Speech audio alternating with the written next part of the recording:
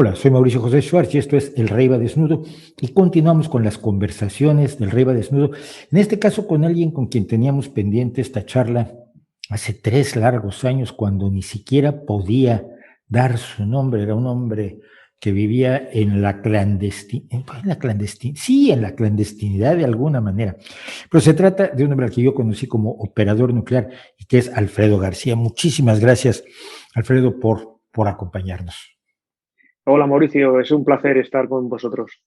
Finalmente, él es el autor de esto, que es La energía nuclear salvará el mundo, que escribió mucho tiempo después de que por primera vez hablamos en un pasillo de Naucas en Bilbao sobre una entrevista que haríamos un día que él pudiera dar su, su, su identidad. Después de esto, el 23 de junio, antes de eso, yo había ya hecho un video diciendo que había que abrir el debate nuclear urgentemente, y en 2019, por intermedio de Alfredo, también le hice una entrevista a Jóvenes Nucleares, a una organización de jóvenes nucleares, que 2 de ellos estuvieron aquí con nosotros. Pero vamos a empezar por allí, esto de tenerse que esconder, estamos hablando de un profesional español, que hace una labor tan importante como darnos energía eléctrica que activa, mueve nuestro mundo, y sin embargo tenías y tuviste que esconderte o se consideró conveniente que no dieras tu identidad durante bastante tiempo. Cuéntanos un poco esta experiencia, cómo es. A mí me parece aterradora. Yo que soy enemigo de los anónimos en internet, imagínate. Ya. No, bueno, dices, has dicho se consideró, ¿no? Aquí la consideración fue mía porque en todo momento esto fue iniciativa mía sin contar con absolutamente con nadie, salvo con mi mujer y mis hijos, no lo sabía nadie más. El motivo esencial no era la seguridad o el miedo a que me pueda pasar algo por hablar sobre energía nuclear, era más el intentar separar esta labor de que era incipiente, que no tenía tampoco un objetivo muy claro, sino que era una labor de comunicación. Quería separarla de mi trabajo, de mi vida diaria, no quería salir en los medios de comunicación, cosa que, bueno, luego como hemos podido ver ha empezado a explotar, pero que inicialmente no tenía ningún tipo de interés, sigo sin tenerlo, pero lógicamente para poder divulgar necesito tener más difusión y para eso tengo que estar en más sitios, ¿no? Pero inicialmente era simplemente para separar una cosa de la otra, no quería que tuviera ninguna influencia en mi trabajo ni que eso me diera popularidad y que se me reconociera por las calles. No tenía ningún interés y sigo sin tenerlo. Simplemente quería comunicar. Lo que pasa es que esa comunicación anónima tiene muchas limitaciones, porque hay cosas que no puedes hacer. No puedes ir a un congreso, ya no digo como ponente, porque claro, tampoco vas a salir con una máscara. Es que tampoco puedes salir, ir de público, porque en algún momento te pueden reconocer o tienes que pedir una solicitud para ir de asistente a según qué conferencias, ¿no? Y eso tampoco lo podía hacer. No podía tratar con personas directamente, no podía reunirme con personas que me podían aportar mucha información, mucho conocimiento. Y luego, además, cada vez era un secreto a voces en el sector, no somos tantos, somos pocas licencias, 7 reactores en España, 50 y pico licencias de supervisor por central. Realmente era muy complicado que esto se mantuviera durante más tiempo y tuve que salir al anonimato. Pero no, el tema de miedo a que me pueda pasar algo no era el motivo principal, aunque lógicamente, bueno, también tenía que tantear la situación porque nadie había defendido al menos de una manera tan pública, tan activa, la energía nuclear en los medios de comunicación. Yo siempre pensé que tenía que ver con el hecho de que no querías que afectara esto a la central nuclear donde trabajas. Por supuesto, me llegó el mito de que eras el jefe de Garoña y bueno, había una mitología armada alrededor de operador nuclear cuando él llegó y me dijo, soy operador nuclear, pues mucho gusto. Pero me preocupa mucho que esto haya pasado así porque revela algo que es grave y es el rechazo visceral, eh, desinformado y sin ganas de informarse de la realidad de la energía nuclear. Es muy curioso porque yo nací a la conciencia del problema de la energía nuclear, el problema de las armas nucleares, el mismo día que Greenpeace. Y te lo voy a contar. Estaba un grupo de amigos que teníamos 16 años y éramos más ingenuos que unas colegialas del siglo XVII, nos fuimos a manifestar frente a la embajada estadounidense, éramos 11, cupimos en un solo furgón policial y nos fuimos a protestar por la prueba nuclear de Amchitka, que se iba a realizar por esos días. Incluso la gente de la Embajada de Estados Unidos quiso hablar con nosotros a ver si nos pagaba la Unión Soviética o éramos agentes de Castro. Y pues se dieron cuenta que éramos unos chavales medio hippies con ganas de pedir que nos hicieran pruebas nucleares porque son malas para la vida y los animalitos y las florecitas. Y llevábamos una pancarta más o menos que decía eso. Ese mismo día, Greenpeace se ponía en marcha con un barco tratando de impedir la prueba nuclear de Amchitka, pero sobre todo porque temían que se creara un tsunami que iba a inundar California y la va a poner bajo el agua. El nivel conspiranoico de Greenpeace de ese momento no ha cambiado.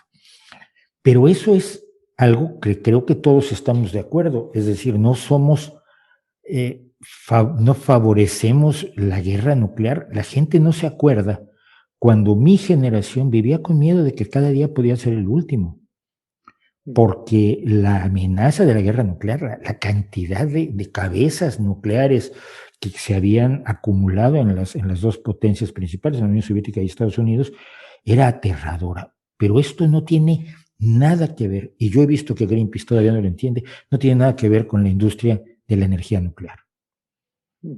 Bueno, es que al final son dos usos de una misma herramienta. Al final me gusta a mí explicar mucho intento hacer la comparativa con los cuchillos y los bisturís y las bayonetas. Al final todos son herramientas cortantes que se pueden utilizar para diferentes usos. Un bisturí sabemos para lo que sirve para salvar vidas, lo utilizan los cirujanos y utilizados por manos expertas y manos bien formadas y bien preparadas, salvan vidas y es un elemento cortante. Sin embargo, una bayoneta sigue siendo también un elemento cortante y se utiliza en batallas, o se ha utilizado en múltiples batallas para quitar la vida de las personas. ¿Eso significa que los cuchillos, las bayonetas, los bisturís sean malos o buenos? No, simplemente son usos diferentes de una herramienta que tiene una capacidad. En el caso de la energía nuclear, la podemos utilizar para hacer el bien o para hacer el mal. Y una vez que la utilizamos para hacer el bien, la tenemos que utilizar bien, por supuesto, porque un bisturí también puede servir para asesinar a una persona, ¿no? Entonces, yo intento explicar que la energía nuclear es un uso pacífico de la tecnología nuclear o de la física nuclear para el bien de la humanidad. Tiene múltiples beneficios y eso es ponderable, es decir, se pueden medir las cantidades de emisiones de dióxido de carbono que se han producido, las muertes que se han evitado debido a la contaminación atmosférica gracias a producir esa electricidad con energía nuclear en lugar de hacerlo con carbón, por ejemplo. Y realmente hay que poner en cada sitio la energía, cada una de las energías, y eso es lo que intento hacer en mi libro y en mi divulgación diaria, ¿no? No solo explicar lo que ha pasado mal, que hay gente que sabe que ha habido accidentes nucleares, hay que ponerlos en su lugar, no hay que minimizarlos, pero tampoco hay que dar demasiada voz a esas mentiras que se dicen continuamente sobre los accidentes nucleares, que han existido, que son reales, pero que hay que ponderarlos en su justa medida y también poner en valor todas las ventajas de la energía nuclear que está teniendo y que ha tenido a lo largo de la historia. Entonces, que considero que es muy necesaria para luchar contra el calentamiento global, que es una de las, quizá, o probablemente la mayor amenaza que tenemos en el mundo. Una vez descontada la pandemia, pero en Chernóbil murieron millones de personas y en Fukushima millones más, ¿no? ¿No fue así, más o menos?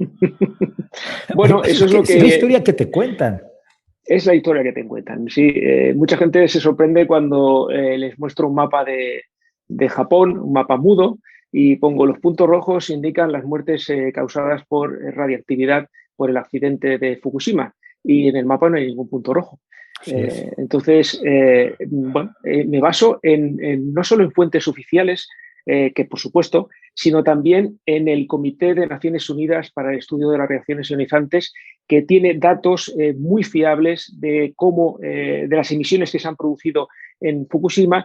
Se sabe la dosis que han recibido los trabajadores, porque llevaban dosímetro, como todos los trabajadores de las centrales nucleares. cosa que en Chernóbil no ocurrió, pero en este caso sí, llevaban su dosímetro, se sabe la dosis que ha recibido cada una de las personas que ha intervenido y, por supuesto, de las personas que estaban en la zona y ahí fueron evacuadas. Bueno, pues en base a eso se sabe que, primero, no ha habido ninguna muerte que se haya podido demostrar relacionada con la radiactividad en base a las dosis recibidas, es decir, si una persona ha recibido una dosis ínfima y ha muerto de cáncer de pulmón 8 o 10 meses después, Que hay no puede haber un una caso causa así. directa. Sí, claro, no puede haber una causa directa si la persona no ha recibido una dosis alta en la que se considera que es potencialmente tiene un alto potencial riesgo de adquirir ese cáncer, ¿no? Sin embargo, bueno, parece que esas 20.000 muertes que se produjeron por el tsunami, según los medios de comunicación, se debieron al accidente, cuando en Se realidad debieron a no hubo la... ni Sí. una sola, ¿no? Y una cosa parecida, a otra escala, por supuesto, pasa con Chernóbil. En Chernóbil sí que hubieron muertes por radiactividad. Los primeros días en torno a 100 y pico personas murieron por altas dosis de radiactividad.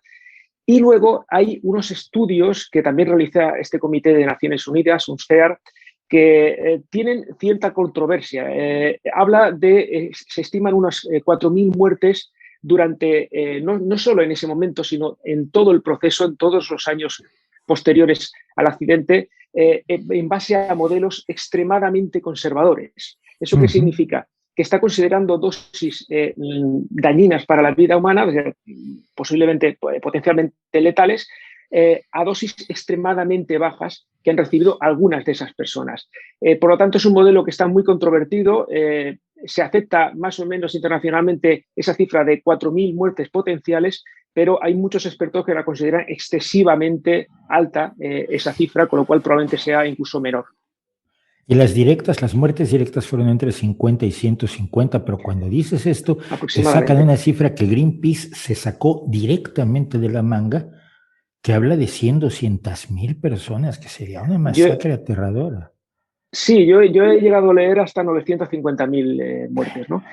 Al final, pero bueno, es que te puedes inventar la cifra que quieras. Si Claro, no la demuestras, pues cualquier cifra es válida, ¿no? Para pero es ellos. lo que hace, es lo que desafortunadamente hace Greenpeace, que es, y yo siempre lo digo, no hay pregunta difícil si te puedes inventar las respuestas.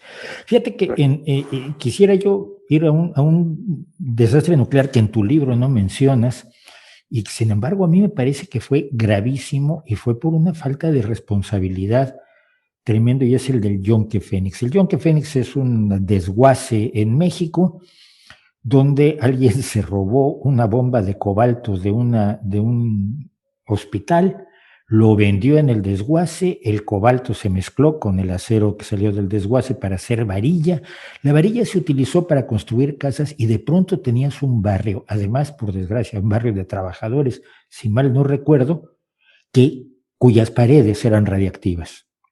Y ni siquiera está cuantificado cuánta gente pudo resultar Sí, sí, afectada sí. por eso, porque estaba viviendo en una casa. A mí me parece mucho más grave esa irresponsabilidad, esa falta de control, que los controles que tienen ustedes en las tan denostadas centrales nucleares. ¿Tú sabías del Yonke Fénix? Sí, sí, sí, lo conocía. De hecho, hay muchos casos parecidos que han ocurrido en varios países, simplemente porque no había una suficiente supervisión del regulador y porque no había una conciencia real de los riesgos que supone el manejo de sustancias radiactivas. Claro, no puedo citar todos los casos porque yo me estaba centrando esencialmente en la producción de Claro. electricidad mediante centrales nucleares y me he centrado en los 3 accidentes importantes que ha habido, que son, pues, como hemos dicho, Fukushima, Chernóbil y Three Mile Island en el año 1979, que tampoco causó ninguna víctima mortal. No. Ya como te digo, no me puedo centrar en todos los casos porque sería entonces un libro sobre accidentes Sobre nucleares o accidentes nucleares. sobre ese tipo de situaciones, pero realmente eso también ha mejorado muchísimo. Es decir, esos reguladores en materia nuclear, en el caso de España, el Consejo de Seguridad Nuclear, cada vez han sido más conscientes de que tienen que supervisar todas las instalaciones radiactivas. En España estamos hablando, no recuerdo la cifra, estamos hablando en torno a 7.000 instalaciones radiactivas, es decir, contando hospitales, contando centros, fábricas que utilizan material radiactivo, y que todas esas instalaciones se tienen que supervisar, tiene que tener una serie de controles para evitar que se produzca precisamente casos como el que has citado, ¿no? Que no han sido tan publicitados como un Chernóbil o un Fukushima y, sin embargo, pues han tenido más daños o han podido tener más daños en las personas. Ahora, quien se opone a la energía eólica, por ejemplo, pues es del nivel de Donald Trump, que todavía en su discurso de ayer, en su regreso triunfal a los escenarios, como estrella de rock en decadencia, me recordó mucho así a gente que he visto que da penita en los escenarios. Pero Donald Trump se opone a la energía eólica, tiene unos argumentos espectaculares, como mata millones de pajaritos y luego nadie las desguaza cuando se echan a perder y están allí arruinándose en los campos, cosa que es absolutamente falsa. Contra la energía solar casi no habla nadie. En México hay un enemigo también de la energía eólica que dice que los ventiladores le quitan el aire a los campesinos, que ese es uno de los argumentos verdaderamente más espectaculares que yo he podido escuchar. Pero, sí, sí lo dijo hace poco, pero entendemos que están siendo irracionales atacando fuentes de energía que pese a sus limitaciones son una herramienta importante en la lucha contra el cambio climático que puede matar a muchísima más gente que cualquier pandemia que tengamos a mano. Pero contra la energía nuclear van todos. En los sectores de la derecha y del capital financiero, etcétera, etcétera, hay mucha gente cuyos intereses en la industria de las energías fósiles es tan grande que apoyan la lucha en contra de la energía nuclear. Y desde la izquierda, por una cuestión que yo sigo tratando de desentrañar, los mecanismos de pérdida de relación con la ciencia, también se ataca la energía nuclear como si fuera inherentemente mala. ¿Se puede combatir esto? Alfredo. Es que es tan fuerte el tsunami sobre el tema. Sí. La verdad es que es un tema complejo porque tiene raíces muy, muy profundas, ¿no? Y extrañarlas todas igual sería demasiado complejo, demasiado extenso. Pero es cierto que se ha utilizado muchísimo el posicionamiento ideológico en las energías. Yo siempre suelo decir que ni los aerogeneradores ni los paneles solares son de izquierdas, ni la energía no solar, ni la energía nuclear es de derechas, ¿no? Porque esencialmente los dos tienen inversores, los dos tienen grandes empresas que son los que extraen los minerales, fabrican esos dispositivos o esas instalaciones y ganan dinero con ellos, con lo cual podemos decir que todas las energías son capitalistas o de derechas, ¿no? Y al mismo tiempo todas las energías tienen trabajadores, tienen empleados, como yo, que soy un simple empleado por cuenta ajena. Yo voy a trabajar, hago mi trabajo lo mejor que puedo y con un sueldo. Yo no tengo ninguna inversión, yo no tengo dinero invertido ni siquiera en mi compañía eléctrica, ni siquiera tengo dinero invertido en eso. Simplemente soy un trabajador más, con lo cual es fácilmente comprensible que pueda haber trabajadores de izquierdas que trabajen en una central nuclear, porque los hay. Es decir, tenemos sindicatos y entre ellos está Comisiones Obreras, para que te hagas una idea, ¿no? Y esa gente, pues, mayoritariamente son de izquierdas, ¿no? Por lo tanto, es un tema que yo creo que es forzado. Es buscando un posicionamiento de cara a la obtención de votos y de apoyos. Bueno, y además es que la propia ideología choca, digamos, la situación que se ha producido en la historia o la experiencia que hemos tenido con esos posicionamientos, ¿no? Nadie puede decir que la Unión Soviética fuera de derechas, ¿no? O que Cuba, que quería empezar a construir una central nuclear con tecnología rusa, fuera un país de derechas, ¿no? Y sin embargo, Francia, pues una vez ha sido más de derechas y otra ha sido de izquierdas, y ha tenido centrales nucleares gobernadas por los dos partidos, las dos ideologías, y sigue teniéndolas, ¿no? De hecho, incluso en Finlandia, todos los partidos, excepto oficialmente el Partido Verde, el resto de partidos, izquierdas y derechas, apoyan la energía nuclear, y un sector importante del Partido Verde, de los ecologistas finlandeses, ya nos dicen un mensaje muy claro: la humanidad no puede permitirse el lujo de prescindir de la energía nuclear. ¿Y eso significa que la energía nuclear es la única solución, es la única herramienta que tenemos? No, por supuesto que no. Yo siempre suelo decir que una frase que me gusta mucho, no es mía, por supuesto, es una frase maravillosa o una pequeña anécdota maravillosa, que es que se suele decir que quien tiene un martillo piensa que todos son clavos, ¿no? Yo tengo esta herramienta y para mí hay clavos por todas partes y sirve para todo. no es cierto, la energía nuclear no es la única herramienta que necesitamos para luchar contra el calentamiento global, suministrar energía baja en emisiones y garantizar el progreso de una sociedad. No es la única herramienta. ¿Por qué? Porque tenemos otras y podemos aprovecharlas. Tenemos viento, tenemos sol. Cada país tiene su potencial. No todos los países tenemos la misma orografía ni las mismas características. España tiene algo de agua y algunas reservas de agua, cada vez menos, pero ya se están aprovechando. Es decir, tenemos presas y centrales hidroeléctricas que son muy útiles, pero están muy limitadas. No tienen ya prácticamente capacidad de crecimiento, pero sí tenemos mucho viento y mucho sol, y eso es un argumento que utiliza mucha gente en contra de la energía nuclear, ¿no? Como hay mucho viento y hay mucho sol, ya tenemos el problema resuelto. Bueno, pero es que se olvidan que entre el sol y el enchufe de nuestra casa hay un proceso tecnológico y que depende de una serie de factores.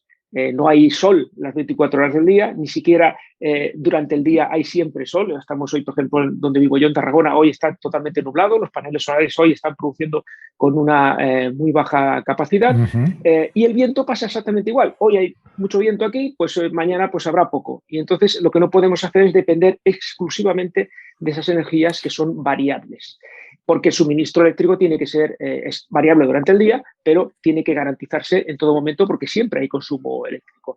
Ahí es donde entra lo que intento divulgar constantemente, que es necesitamos una energía que acompañe a las renovables para producir electricidad baja en emisiones de gases de efecto invernadero.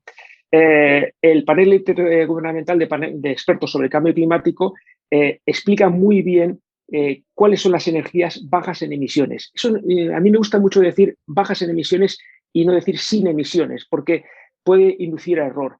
Todas las energías tienen emisiones. Lo que pasa es que las energías bajas en emisiones no producen emisiones de gases de efecto invernadero, esencialmente dióxido de carbono, cuando están produciendo electricidad. Eso lo sabemos todos, ¿no? Un panel solar, cuando está produciendo electricidad, no emite dióxido de carbono, claro. Un aerogenerador tampoco, pero una central nuclear tampoco.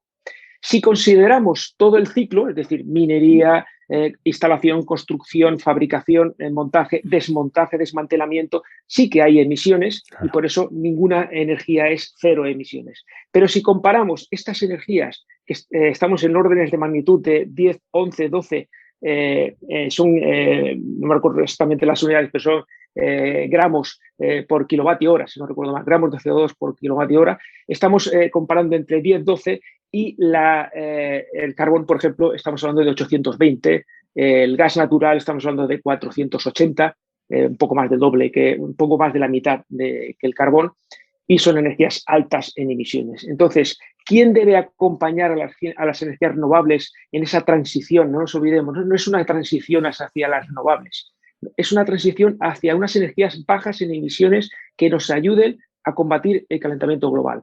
¿Quién nos va a acompañar? ¿El gas natural, que tiene emisiones de 480, o la energía nuclear, que tiene las mismas emisiones que la eólica, que son 11, 12 unidades, ¿no? Esa es la dicotomía y eso es lo que intento explicar, que necesitamos la energía nuclear junto, siempre de la mano de las renovables.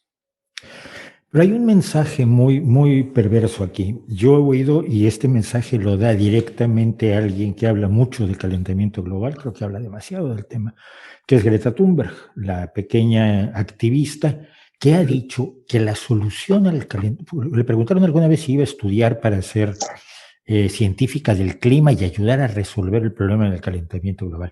Y ella dijo que no, que eso no era necesario porque la solución ya existe. Lo que falta es ponerla en práctica porque los políticos y las empresas no quieren ponerla en práctica.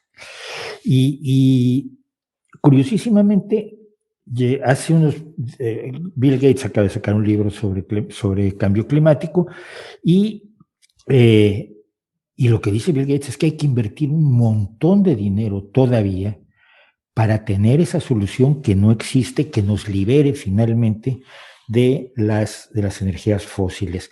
El primer problema, por supuesto, es el almacenamiento. Lo que tú dices, lo que hay entre el sol y el enchufe de tu casa, parte de los sistemas de transmisión y demás, es que no hay métodos de almacenamiento eficaces, lo suficientemente rentables. Se está investigando en baterías, se está investigando en sales que pueden absorber el calor y luego emitir el calor para seguir produciendo electricidad cuando no hay sol, pero no hay una solución todavía Y sin embargo, suena más, a la gente de alguna manera le dice más la idea de que todos son malvados y esto no se hace porque no quieren, que la idea de Bill Gates de, a ver, esto lo tenemos que hacer por fuerza, pero hay que invertir dinero. Y en una entrevista que le hicieron, él estaba explicando unos reactores en los que ahora ha invertido dinero, unos reactores pequeños, con unas características que evidentemente a mí se me escapan, porque, primero porque lo vi como de reojo y luego porque no soy experto, pero que las soluciones aún no existen. Y los reactores nucleares, cuando la gente piensa en reactores nucleares y piensa en Chernóbil, está equivocándose gravemente porque esto también ha avanzado. Y hay gente que vive en 1970. Sí, claro, es que realmente comparar cosas que se llamen igual es muy peligroso. Es decir, si yo comparo un automóvil con otro automóvil, podrías decir, es lo mismo, ¿no? Pero si yo te hablo de un Forte o te hablo de un Tesla de última generación, pues los dos son automóviles, los dos son coches, pero son muy diferentes, ¿no? Sí, podemos decir que los dos tienen ruedas, los dos sirven para transportarnos, pero es que ni siquiera la energía que los mueve es diferente, los motores tampoco son diferentes, la seguridad tampoco es, también es totalmente diferente, los asientos, los cinturones de seguridad que no existían en aquella época. Es decir, para comparar tecnologías tenemos que comparar las mismas tecnologías, porque si no nos quedamos solo con el titular, con la frase, ¿no? Esto es una central nuclear, aquella tuvo un accidente, por lo tanto, la mía también lo puede tener. Los aviones de los años 20 tenían más riesgo de accidente que los aviones actuales. Eso no significa que el riesgo de los aviones actuales sea cero. Nunca es cero el riesgo de nada, absolutamente nada. Se nos puede caer a ti y a mí ahora en cualquier momento el techo sobre el que estamos, en las habitaciones en las que estamos. Se puede caer. Sí, riesgo cero no existe. Pero, lógicamente, si hay más revisiones, si hay más controles, si hay más experiencias, si se ha aprovechado toda esa experiencia, el riesgo se minimiza y las consecuencias de ese potencial daño también son menores. Chernóbil era un reactor totalmente diferente a los reactores que tenemos actualmente. Estaba diseñado para producir plutonio. Era la base de su diseño. Realmente la producción de electricidad era un subproducto cuando se diseñó esa central. Luego, en la práctica, ¿qué ocurrió? Que cuando ya empezó a funcionar Chernóbil, era una central relativamente nueva. El accidente se produjo en el año 84, pero el reactor, si no recuerdo mal, tenía 4 años. O sea, era un reactor relativamente nuevo. Pero ya no se producía, no se llegó a utilizar para producir plutonio porque la Unión Soviética ya tenía otros medios para producir ese material, ¿no? Para bombas atómicas. Pero el diseño lo condicionó. Eso hacía que no tuviera un edificio de contención como tienen los reactores actuales y ya lo tenían en aquella época. Es decir, mi central ya estaba funcionando, ASCO, la central donde trabajo en Tarragona, ya estaba funcionando en 1986, los dos reactores, ASCO 1 y ASCO 2, y ya teníamos edificio de contención. Cuando Chernóbil no lo tenía y era aproximadamente de la misma época, ¿no? Pero había Fue el otra serie de principal factores. problema. Claro, claro, porque realmente hubo muchas causas del accidente, una prueba hecha en unas condiciones desastrosas con un equipo que no tenía experiencia, sin un procedimiento. Tuvieron que, para poder hacer la prueba, inhibir sistemas de seguridad, algo totalmente impensable actualmente. Es decir, yo no puedo realizar una prueba en mi central quitando sistemas de seguridad. Tengo que buscar otra manera de hacer la prueba que no tenga que hacer eso. Las pruebas están procedimentadas, están homologadas con otros países. Aquello era un manuscrito prácticamente con un montón de tachones. Y claro, se llevó a una situación límite el reactor y el reactor que no estaba diseñado para hacer ese tipo de pruebas, pues tuvo lo que se llamó una excursión de potencia, un aumento muy brusco de la potencia, se llevó aproximadamente se multiplicó por 30 la potencia del reactor, una barbaridad, bueno, y ocurrió el accidente. Pero además, como no tenían edificio de contención, pues era un edificio industrial con una estructura metálica, como cualquier nave industrial. Lo que ocurrió es que las emisiones radiactivas pues salieron al exterior.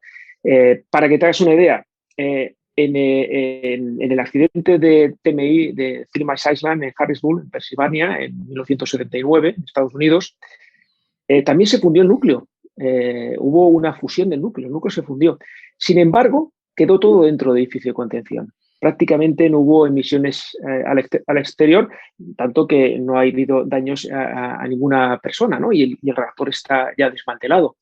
Eso significa que las medidas de seguridad son muy importantes y las barreras contra los productos de fisión son importantísimos y en ese momento no se tuvieron en cuenta.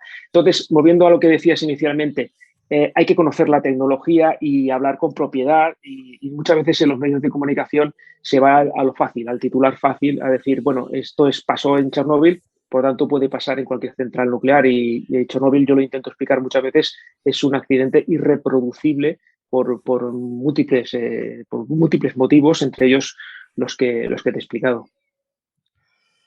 Ahora, vamos a uno de los temas que son recurrentes. Y mira, estoy recorriendo argumentos, pero creo que finalmente esto no es asunto de argumentos y al final vamos a hablar de ello.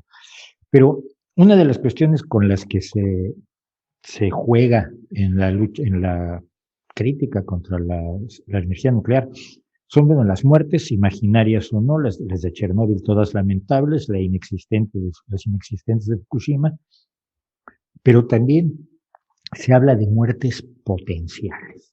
Las muertes potenciales que puede provocar el mal manejo de los residuos radiactivos, que son el gran espantajo, el gran hombre de paja de quienes atacan a la energía nuclear. A mí siempre me ha llamado la atención, esto es como los antivacunas, que se preocupan de que la vacuna te pueda causar una reacción y no te preocupa que la falta de vacuna te pueda matar de la manera tan aterradora en la que te mata la COVID-19, ¿no? Es como una falta de dimensionamiento del riesgo al que realmente están enfrentados. Porque todos los días enterramos gente víctima de la contaminación por energías fósiles. Todos los días enterramos a muchísima gente. Y todos tenemos conocido a alguien que tuvo un cáncer de pulmón y no fumaba y le echan la culpa al cigarrillo de un señor que vivía 3 calles después de él, cuando en realidad lo que le está respirando son los humos tóxicos que han emitido todos los automóviles y todos los vehículos que han pasado cerca de él a lo largo de toda su vida, porque nacimos dentro de una nube tóxica de fósiles. Pero de eso no se habla. No se habla, por ejemplo, del caso de Banqiao. Banqiao fue la presa que en 1975, si mal no recuerdo, falló en China, mató a 250,000 personas, la reconstruyeron. Yo y nadie está diciendo que la energía hidroeléctrica mata gente. 11 millones de desplazados. Sí, fue un desastre de unas dimensiones humanas aterradoras y sin embargo nadie lo usa como argumento. Pero las posibles muertes por residuos radiactivos, ay amigo, el mundo se va a acabar por los residuos radiactivos, eso te lo sueltan constantemente. Sí. ¿Cuáles son los accidentes horrorosos que hemos tenido con respecto a residuos radiactivos? Y mira que en una época se manejaron con cierta irresponsabilidad. No constan accidentes en los que haya habido muertes directas por manejo de residuos radiactivos. Ni en España, ni en Estados Unidos, ni en Francia, ni en los países, digamos, occidentales. No se puede saber qué pasó en la Unión Soviética, por ejemplo, pues en los años 50, 60, 70. No se puede saber. Pero, digamos, en los países occidentales, que es los que hemos tenido información de primera mano, no se ha producido ninguna muerte. Eso no significa que se haya hecho todo bien y perfectamente en todo momento, sino que cada vez se ha ido mejorando en el manejo de esos residuos radiactivos, pero sí se ha tenido mucha conciencia de lo que se estaba haciendo en cada momento. Me echan mucho en cara, por ejemplo, con los residuos radiactivos, el lanzamiento de bidones que se realizó en los años 60, 70, hasta incluso principios de los 80 en el Atlántico, ¿no? Claro, Greenpeace, sí, bueno, porque Greenpeace lo que hace es que utiliza esas imágenes y esa situación que se produjo realmente, ahora explicaré un poco más los detalles, para extrapolarlo a todo lo que ocurre con los residuos radiactivos, ¿no? Y vuelve a ser una manipulación. Esos residuos eran de muy baja y media actividad. ¿Vale? No eran residuos de alta actividad, no era combustible usado de ninguna central nuclear. Esos están documentados, hay informes y están documentados dónde están y qué contenían esos bidones amarillos que se lanzaban al océano. Es una actividad, por supuesto, totalmente condenable. Me parece muy bien que Greenpeace en ese momento lo denunciara y si yo tuviera conciencia de que eso está ocurriendo, lo denunciaría porque me parece algo que no se debe hacer. Pero no solo porque sean residuos radiactivos, sino porque no debemos lanzar cosas al mar porque es nocivo para la salud, para el ecosistema y para el planeta. Dicho esto, eran, como digo, residuos de muy baja y media actividad, no residuos de alta actividad.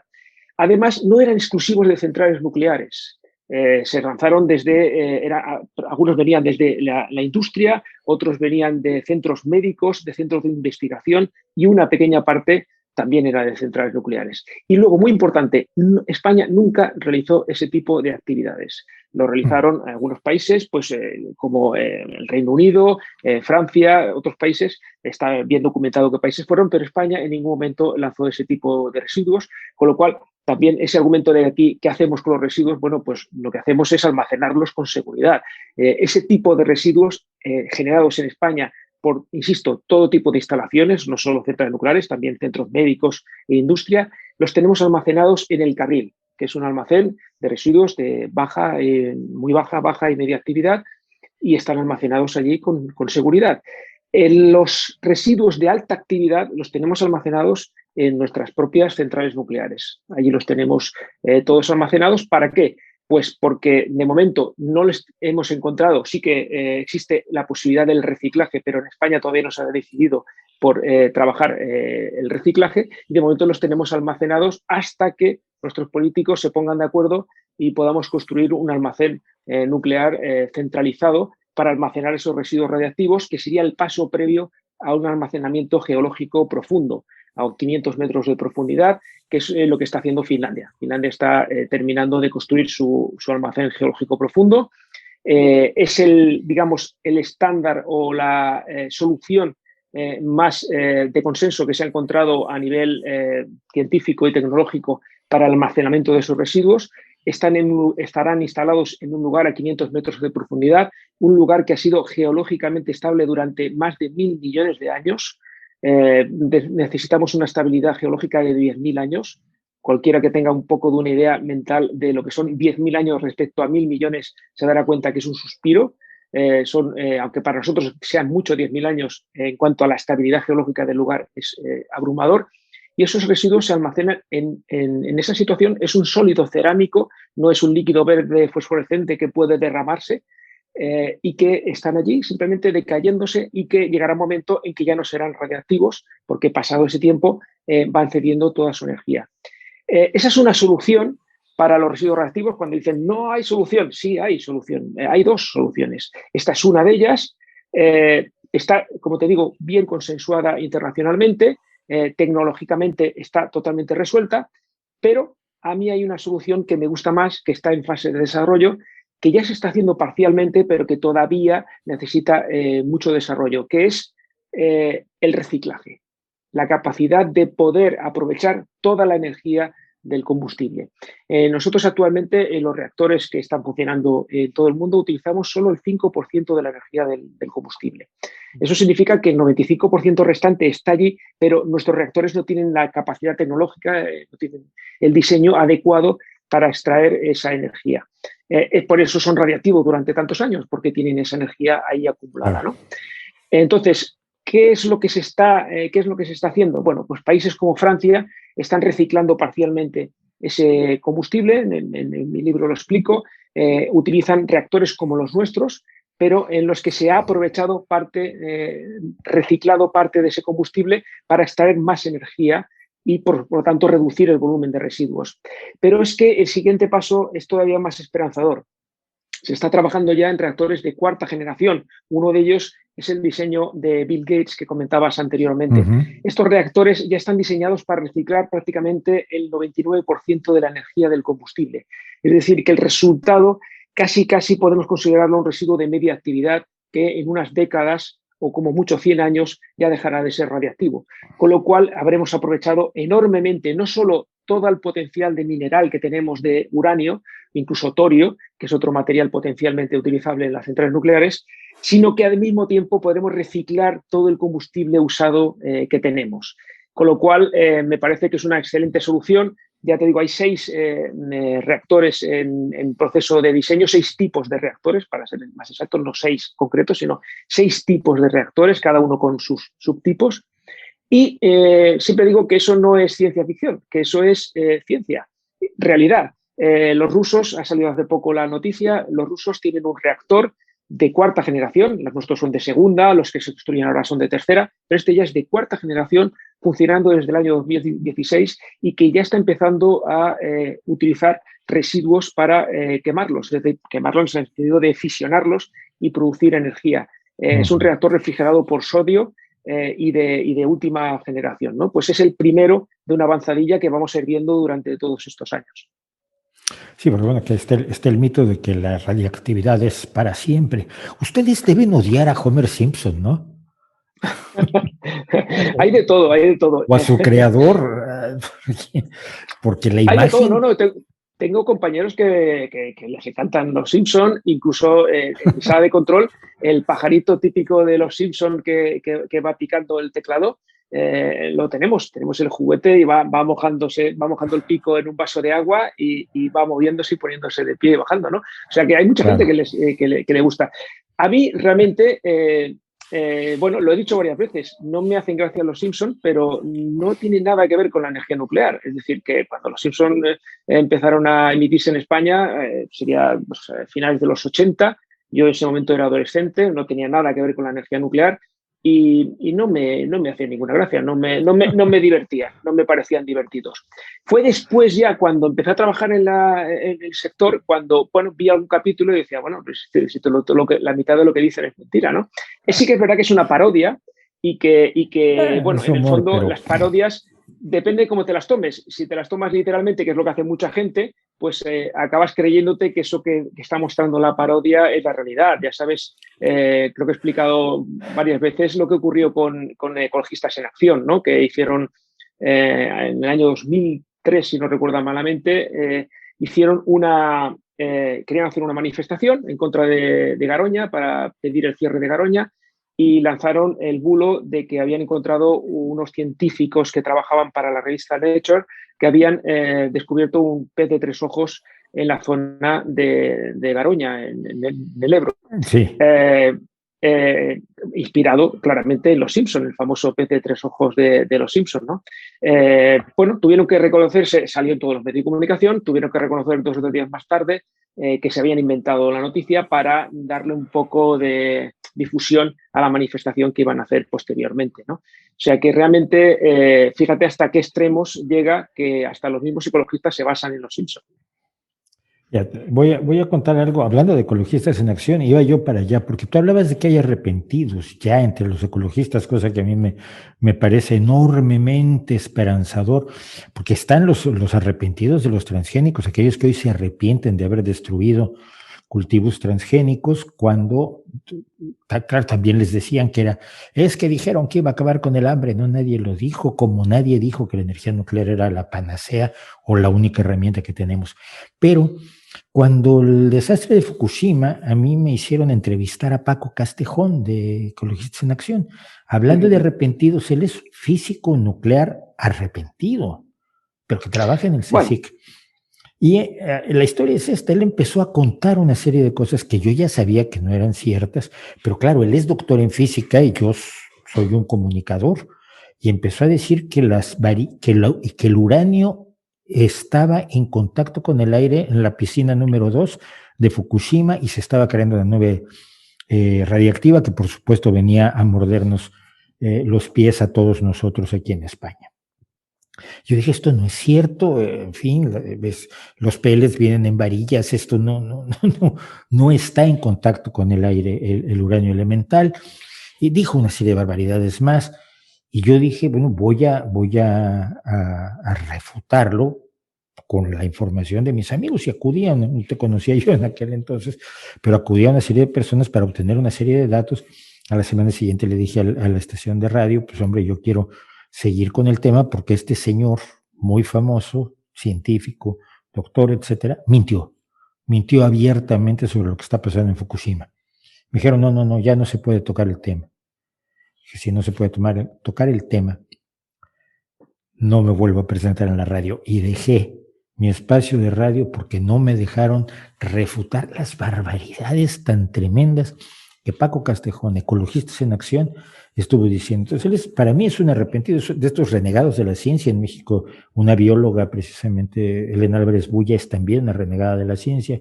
Conocemos a varios que de pronto van a contracorriente del conocimiento, pero en España en concreto, hay ecologistas arrepentidos, ecologistas que digan, a ver, mira, finalmente creo que nos habíamos salido de madre con el tema nuclear y quizás estábamos exagerando, quizás estábamos desinformados de buena fe. En el caso de Paco Castejón, es una persona muy curiosa, no lo conozco personalmente, he tenido algún debate en redes sociales con él. En Twitter directamente no me ha contestado, pero sí lo ha hecho a través de un diario que se llama El Salto, una página web online que suele publicar panfletos antinucleares, esencialmente, sin base científica. Pero alguna vez me ha contestado a través de ese medio. Era el portavoz de Ecologistas en Acción, físico nuclear, efectivamente, pero un matiz muy importante. Físico nuclear es lo que decíamos antes de las centrales nucleares, ¿no? Físico nuclear, ¿cuánto sabe un físico nuclear de una central nuclear? Pues depende, porque si es un físico nuclear que trabaja en fusión nuclear, que es la energía que se produce en el Sol, que es lo contrario de la fisión nuclear, pues puede no tener ni idea de cómo se ajusta el caudal de una bomba de refrigeración o de cómo se maneja un reactor nuclear o los procesos tecnológicos que se producen en una central nuclear. Como era físico nuclear, se le daba voz porque un físico nuclear que esté en contra de la energía nuclear, pues eso da mucha credibilidad, porque si él mismo ya está en contra, es porque debe ser muy mala, ¿no? Le he escuchado decir barbaridades, por ejemplo, como decir que el reactor de Fukushima era exactamente el mismo modelo que Cofrentes, ¿no? Cuando en realidad estamos hablando de que es el mismo tipo de tecnología, es el mismo fabricante, pero una generación mucho más antigua, con un edificio de contención mucho más antiguo y con características diferentes, ¿no? Entonces, no podemos decir que son iguales porque son dos modelos diferentes, aunque sean del mismo fabricante, ¿no? Bueno, pues este señor, tuve varios desencuentros, como te digo, con él, lo rebatí en varias ocasiones y de repente me entero que Unidas Podemos lo elige como candidato, lo nombran como candidato a ser consejero del Consejo de Seguridad Nuclear. Esto fue, si no recuerdo mal, el año pasado. Sí, no sé si lo sabías. El Consejo de Seguridad Nuclear. El Consejo de Seguridad Nuclear pues tiene un cuerpo técnico muy importante, con gente muy bien preparada que se ha ganado el puesto a través de una oposición.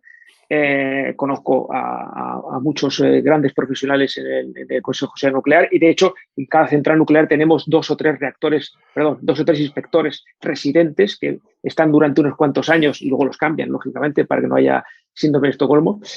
Nos inspeccionan constantemente y tengo buena relación, digamos, profesional con ellos, pero son mis auditores, es decir, me vienen a preguntar a diario pues, que les enseñe documentos, que les enseñe gráficas, que les enseñe informes o quieren ver maniobras que hacemos, ¿no? Bueno, pues el Consejo de Seguridad Nuclear tiene enormes profesionales. Pero luego ahí están los consejeros, que son, digamos, las personas que toman las decisiones ya finales del Consejo, pero lógicamente se tienen que basar en los informes que les dan los técnicos, ¿no? Estas personas suelen tener un perfil relacionado con la energía nuclear o con la energía o con la tecnología en general, pero pueden no ser el caso. Ha habido abogados o ha habido médicos, ¿no? En este caso, los nombran los partidos políticos, porque el Consejo de Seguridad Nuclear rinde cuentas al Congreso de los Diputados, que son nuestros representantes. Por lo tanto, ellos eligen a los consejeros. En este caso, Podemos dijo, bueno, pues vamos a poner aquí a un renombrado antinuclear como consejero del Consejo de Seguridad Nuclear. Claro, yo cuando lo supe pensé, bueno, pues vamos a tener problemas, porque realmente este señor, si sigue con la misma línea, vamos a tener muchos problemas porque va a intentar cerrar las centrales nucleares cuanto antes. Claro. Bueno, pues ya ha pasado el proceso, el estudio de la renovación de licencia de Almaraz, de Vandellós 2 y de Cofrentes en estos últimos meses para operar durante 10 años más. Es un estudio que realiza la central, auditado por el Consejo de Seguridad Nuclear y que intenta demostrar que la central es segura para seguir operando durante 10 años más. Es un proceso muy largo, con muchísimas pruebas, con muchísimos ensayos, con muchísimos estudios y además con una evolución de cómo han ido funcionando las centrales durante estos últimos años. Bueno, pues este consejero ha votado a favor de la renovación de esas 3 centrales nucleares. Bueno, en realidad son 4 reactores, Almaraz 1, Almaraz 2, Vandellós 2 y Cofrentes. Ha votado a favor. Y se le ha preguntado, hay una entrevista que la tengo también, la tuiteé también porque la publicó el Consejo de Seguridad Nuclear, es una entrevista pública que se puede leer, en el que él, me parece que de forma muy honesta, dice, yo tengo una opinión o tenía una opinión, pero ahora me tengo que basar en los informes que me pasan las personas que son profesionales de esto y que estudian cómo están funcionando estas centrales nucleares. Y en base a eso, no tengo más porque no tengo otro más remedio, no tengo otra alternativa que votar a favor de la renovación de licencias. ¡Sorpresa! Con lo cual, ¿en qué posición deja esto a todo lo que ha hecho este señor antes o todo lo que hacen los que siguen estando en estas organizaciones antinucleares, que ahora siguen pidiendo el cierre de Cofrentes y, sin embargo, su portavoz ahora mismo ha votado a favor? Por cierto, igual que el resto de consejeros, es decir, el voto ha sido por unanimidad.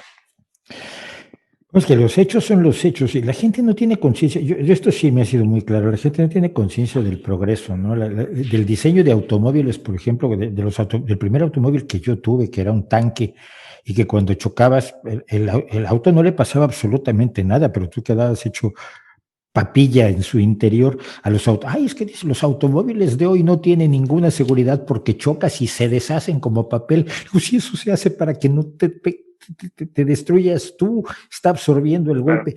Y simplemente no se entiende. Pero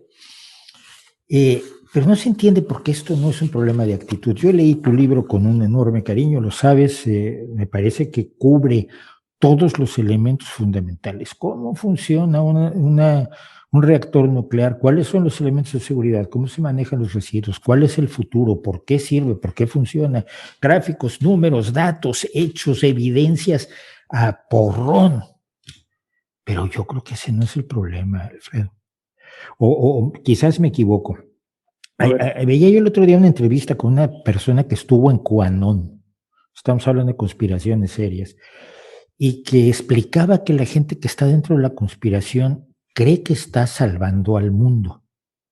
Cree que está salvando a los niños que los demócratas se comen o cuya sangre beben o algo por el estilo.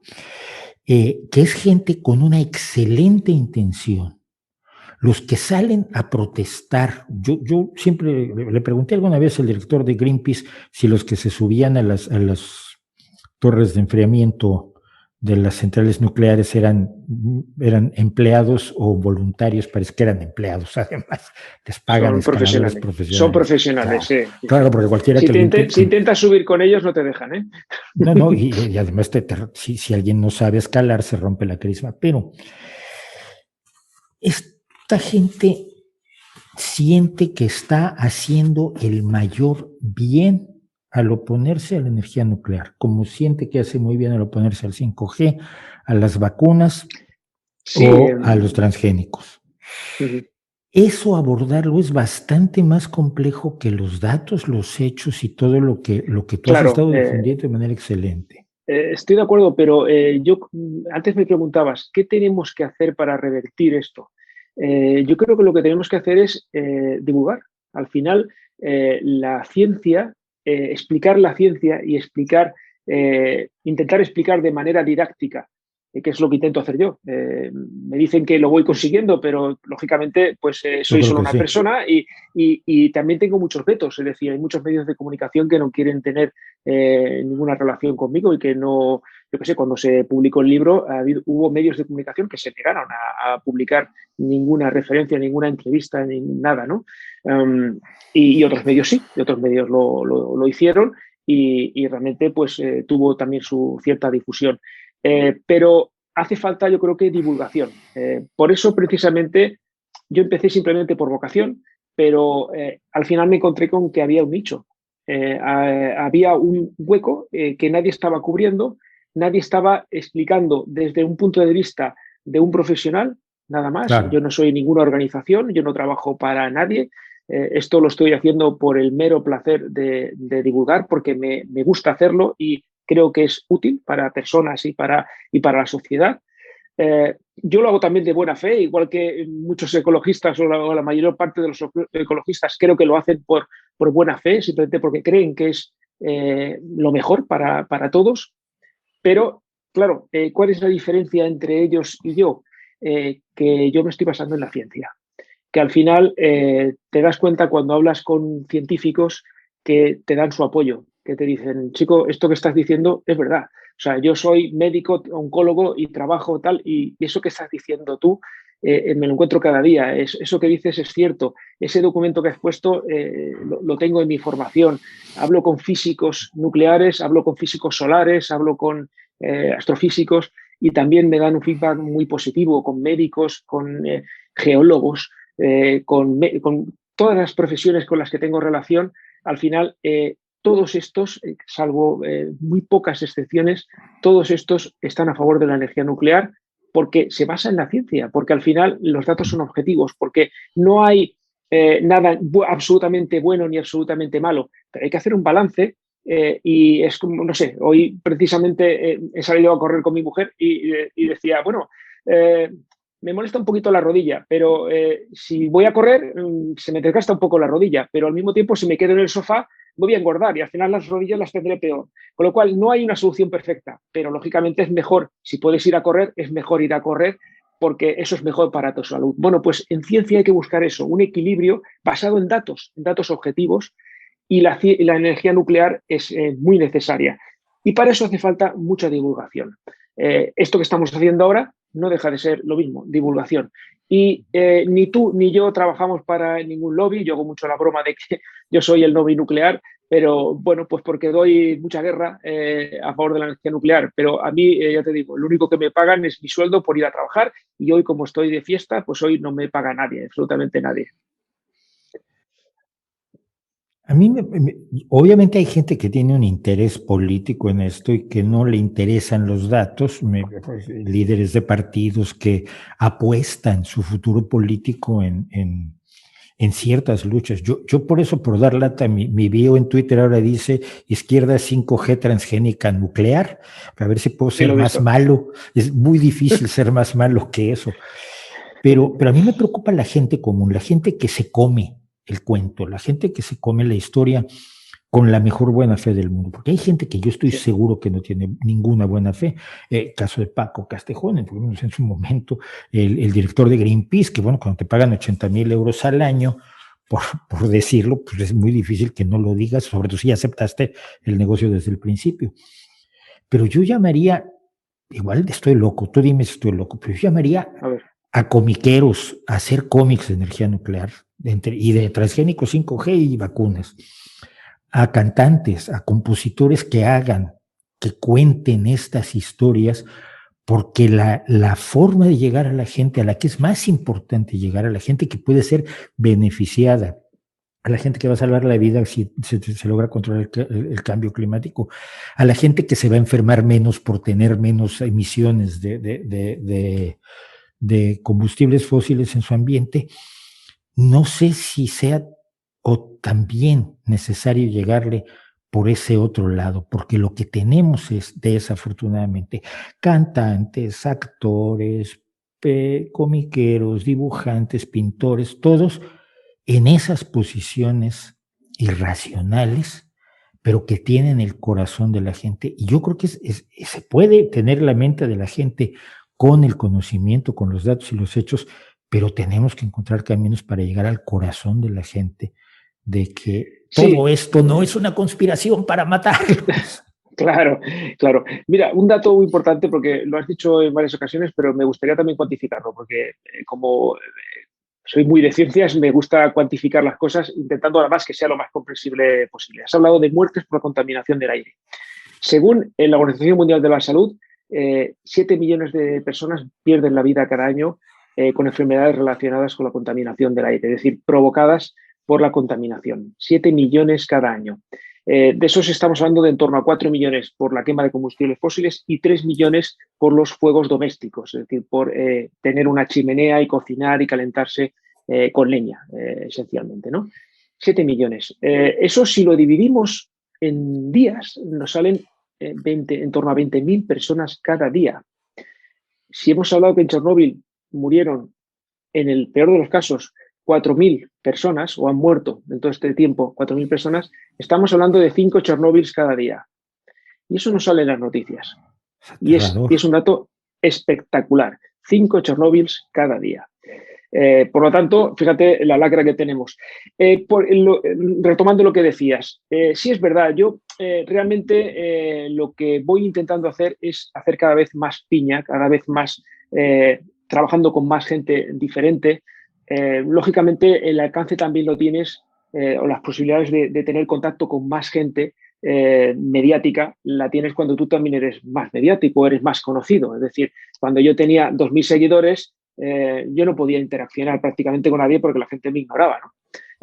No todo el mundo, lógicamente, pero la comunidad, por ejemplo, Naucas me aceptó muy rápidamente y poco a poco fui creciendo de seguidores, el número de seguidores, pero realmente ahora que tengo en torno a 90.000 seguidores, algo más de 90.000 seguidores en Twitter, ya la repercusión es diferente. Es decir, si dice algo Greenpeace, yo le contesto y puedo tener incluso 5 o 10 veces más repercusión que la propia Greenpeace, que tiene 600.000 seguidores en Twitter, ¿no? ¿Eso qué hace? Pues que tengo ya contacto con gente de diferentes sectores. Ya. Ahora empiezo a tener, por ejemplo, contacto con muchos meteorólogos muy conocidos. Tengo ya contacto con políticos, hay asesores de partidos políticos que contactan conmigo y me piden informes o me piden información. Tengo contacto pues, con gente de diferentes medios.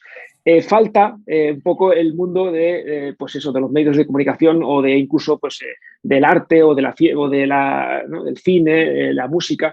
Pero bueno, tampoco lo descarto. Algún contacto ya hay. He tenido ya con algún grupo de música o con algún músico, ¿no? Pero claro, lógicamente eso es proporcional también a la difusión que tiene cada uno. Pero sí, estoy trabajando también en esa línea porque creo que es necesario también que al final, cuando se habla de divulgar, es hacer que la ciencia llegue a todo el mundo y que sea apoyada también por todo el mundo.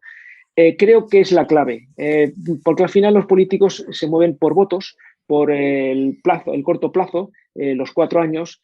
Puede haber políticos con muy buena fe, pero digan que piensen, bueno, es que si apoyo esto voy a perder votos. Y eso es muy, muy, muy, muy delicado. Hay que tener. Entonces, si esos políticos fueran conscientes de que apoyar que sigan funcionando las centrales nucleares, o incluso en un hipotético caso, que es todavía muy complicado, que se construyan nuevas centrales nucleares en España, para eso hace falta muchísima divulgación. Y bueno, vale, soy una persona sola, pero creo que tengo el apoyo también de muchísima gente que también está trabajando. Lógicamente tengo el apoyo del sector nuclear porque evidentemente al sector nuclear le beneficia lo que estoy haciendo, sería absurdo pensar lo contrario, pero lo que sí puedo decir, y lo he dicho muchas veces y quiero insistirlo aquí, nunca me ha dicho nadie en el sector nuclear lo que tengo que decir y lo que no puedo decir. Eso lo tengo clarísimo, doy mi palabra de que eso ha sido así. Nunca nadie se me ha puesto en contacto y me ha dicho, eso que has dicho no lo deberías haber dicho. Sí que he tenido, y eso sí que también lo agradezco muchísimo, muchos contactos de compañeros que trabajan en otras centrales y a lo mejor me han dicho, ese dato que has dado de mi central no es, mira, te paso un informe donde dice el dato correcto, y entonces a lo mejor pues he rectificado ese dato, he dicho, bueno, pues este 5% que he dado de no sé qué, pues no es el 5, es el 12 o es el 10. Eso sí me ha ocurrido, pero del sector de organizaciones, de empresas, de mi propia central, nadie me ha dicho nunca lo que tengo y lo que no tengo que decir. Y eso me ayuda mucho porque me da muchísima independencia. Y es terrible que lo tengas que decir como si fuera razonable temer que te convirtieras en una especie de portavoz oficioso. Es ese presumir la mala fe de la gente que a mí cada vez me parece más desagradable. Pues sí. Creo que nuestra lucha es sobre todo contra el neoprimitivismo. Quizás la glorificación del progreso que hicimos en el pasado ha abierto la puerta a que los hijos de Juan Jacobo Rousseau hoy quieran ir al pasado, a un pasado dorado donde todos podríamos vivir maravillosamente sin todo el progreso, pero que solo se puede vivir con el progreso. Protestar contra la tecnología desde tu iPhone es muy cómodo. Y precisamente en estos días que estamos discutiendo la descarbonización en Asturias, teniendo una gran cantidad de industrias electrointensivas, la central de carbón que tengo yo aquí a 3 kilómetros tiene pocos años de vida, y yo decía, y me miraban raro cuando decía, pero es que con una central nuclear en Asturias resolvíamos todo el problema hasta para producir el acero, por lo menos en parte, el acero que necesitamos. Alfredo García, muchísimas gracias. Alfredo García es el autor de, y lo promuevo porque es un buen libro, no porque sea mi amigo, no porque, bueno, además no somos cómplices quizás en algunas cosas, pero amigos no somos. La energía nuclear salvará el mundo. Yo siento que la inteligencia salvará el mundo, y no van a salvar el mundo quienes creen que lo están salvando, cerrándole las puertas a los avances. Muchísimas gracias, Alfredo, y espero que pronto nos podamos ver en persona y tomarnos algo en un Naucas todos, como antes, y darnos un abrazo y tratarnos más de cerca. Muchísimas gracias por estar conmigo. Ha sido un auténtico placer, me lo he pasado muy bien y creo que puede ser interesante para los lectores y para los oyentes y para los que hayan podido ver esta entrevista. Así que muchísimas gracias. Pues esto es El Rey va desnudo. Píntenlo, cántenlo, cuéntenlo, analícenlo, coméntenlo con la familia, con el tío loco que dice que vamos a morir todos. Esa es la base, que esta información es para difundirla, no para quedarse con ella, y recordar sobre todo que el futuro nunca ha estado en el pasado, y que mirar al pasado para construir el futuro siempre ha sido uno de los peores negocios que ha hecho la humanidad. Muchísimas gracias por acompañarnos. Hola, soy Mauricio José Schwartz, gracias por su visita. Para disfrutar más videos del Rey va desnudo y cosas que sabemos como estos, y para estar informado de nuestros estrenos y nuestros streamings, no olvide suscribirse y activar las notificaciones.